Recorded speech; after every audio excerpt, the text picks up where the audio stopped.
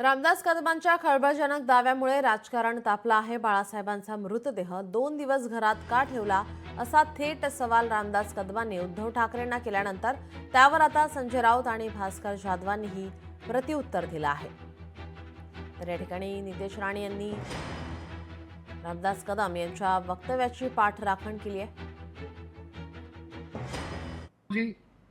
शिवसेना प्रमुखांच्या पायाचे ठसे घेऊन ठेवा, आमची ते दैवत आहे।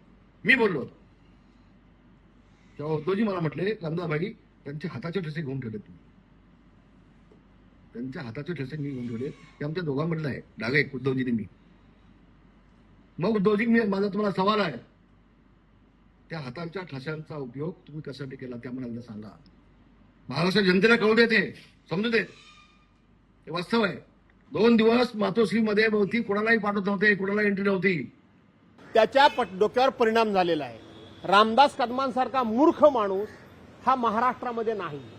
एका बाजूला आम्ही शिवसेना प्रमुखांचे भक्त म्हणून सांगायचं, आम्ही शिवसेना प्रमुखांचे शिवसैनिक म्हणायचं आणि त्या शिवसेना प्रमुखांच्यावर अस्लाद्य टीका करायच्या, अशा पद्धतीचे हे रामदास कदमांसारखे बामदास कदम।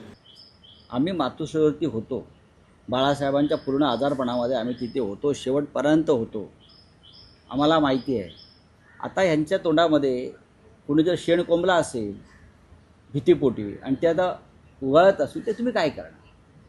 शिवसेना प्रमुखांना जाऊन 1 दशक लोटत आहे, शिवसेना प्रमुखांना 100 वर्ष आता होत आहे आणि अशा प्रकारची वक्तव्य करणं हा, ज्या शिवसेनेनं तुम्हाला आम्हाला मोठं केलं, मी म्हणत नाही तुम्हाला आम्हाला मोठं केलं, ज्या बाळासाहेब ठाकरेंनी, त्यांच्याशी बेमाने अशा प्रकारचं वक्तव्य करावं।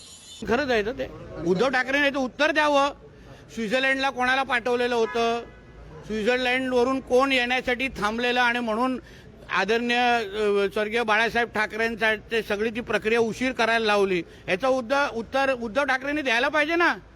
रामदास कदम साहेबांचा बाण अतिशय योग्य दिशेने चाललाय, याचं उत्तर दिलं पाहिजे। स्वित्झर्लंडच्या कुठल्या फ्लाईटवरून कोण येणार होतं, त्यासाठी कोण वाट पाहत होतं, कुठल्या कागदपत्रासाठी, कुठल्या प्रॉपर्टीसाठी उशीर केला, उत्तर उद्धव ठाकरेंनी दिलं पाहिजे। लोकशाही मराठी ऐका, पहा, जागरूक रहा।